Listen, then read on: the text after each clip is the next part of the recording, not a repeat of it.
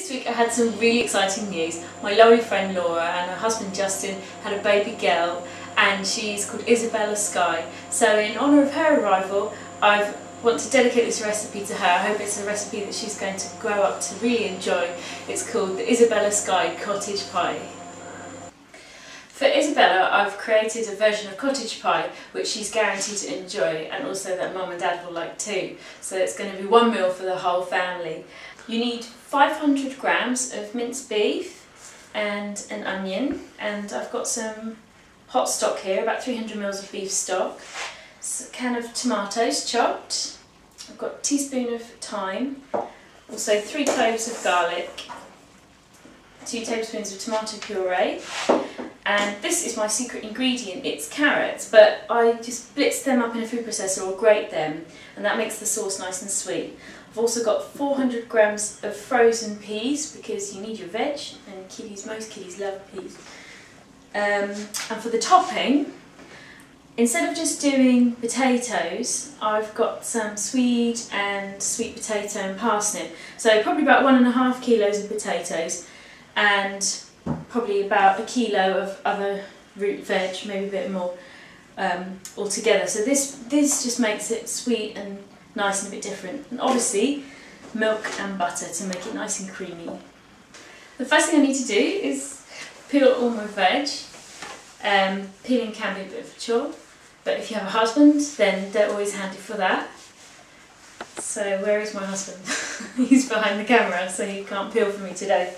You need to peel all your veg and cut it into about 2 centimetre sized cubes, and then I'm going to put it in a pan of boiling water, and that will take around 20 minutes to cook, and then we'll mash that up and that will be our topping. So roughly this sort of size. It doesn't have to be that accurate at all. Once you've peeled your potato, swede, sweet potato and parsnip, whatever you're using for your topping, just put them in a pan and then pour over enough boiling water to cover them. I then want to bring it to the boil and then turn the heat down and let it simmer for about 15 to 20 minutes, and then the vegetables should be soft through.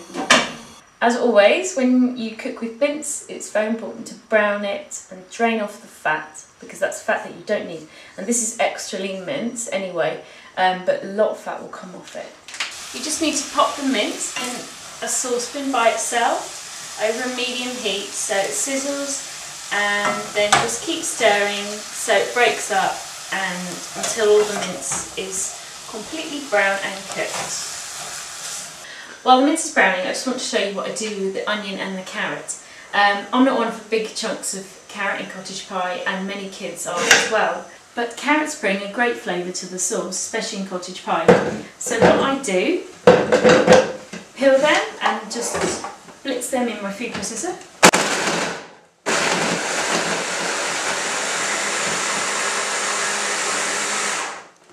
So you want them quite fine, like this. While I've got the food processor out, I'm also going to do my onions there as well. Not quite as fine as the carrots.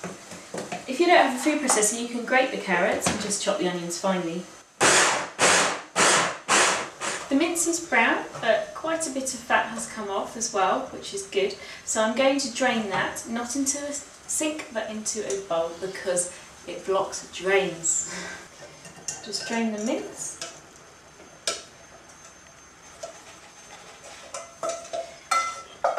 And then into that pan, I'm going to put the carrots and onions. Cook them for about 3 or 4 minutes until they're soft. You don't need any oil because there's enough grease in the pan already from the mince. Carrots have been cooking for about 3 or 4 minutes along with the onion. Everything's nice and soft, so I'm going to add the rest of the ingredients to the pan. So I've got my fat-free mince here, which I drained earlier.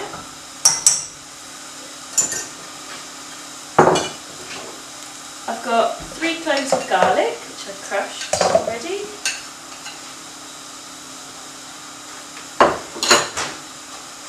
I've got 300 mils of beef stock, hot. I just made mine from stock cubes, which I think is fine. About a teaspoon of thyme, which is really nice, just dried thyme.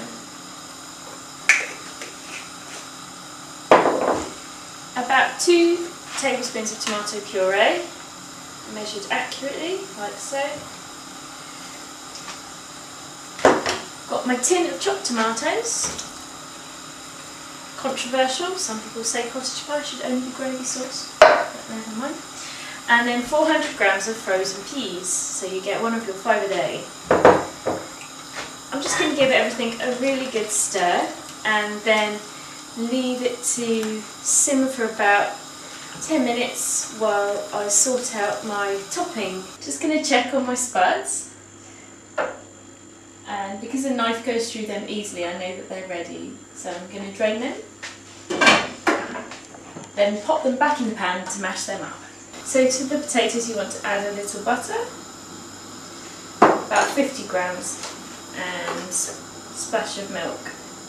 Don't add too much, you can always add a bit more later on. I like my mash to be fairly smooth, but you can have it as chunky as you like. You can use a blender to get it really smooth if you like. Now time to build your pie. Start with the mince. Just pop it in. Just press it down with a big serving spoon. Now top with the potato. Now I like to do a big thick layer of potato because then the cottage pie will serve about 6 people. Ever wondered why people do this on the top of cottage pies? Well, it's so you can get a nice crispy top because you're increasing the surface area. Put the pie in a preheated oven, gas mark 7 or 220°C for about 15 to 20 minutes until it bubbles around the edge and the top is nice and crispy. My pie is now ready. Oh, it smells amazing. So delicious. Bubbling around the edge and crusty on the top. Love it when the saucy comes out from around the edges. I'm just going to serve some on the plate. I love the orange top which comes from using the sweet potato mixed with the potato. So here we have Isabella Skye's cottage pie, a recipe which I hope one day she will grow up to enjoy, but until then Mum and Dad can eat it instead. For full recipe details of this and any other recipes, please visit my website gourmetmum.tv. Thank you so much for watching and see you next time.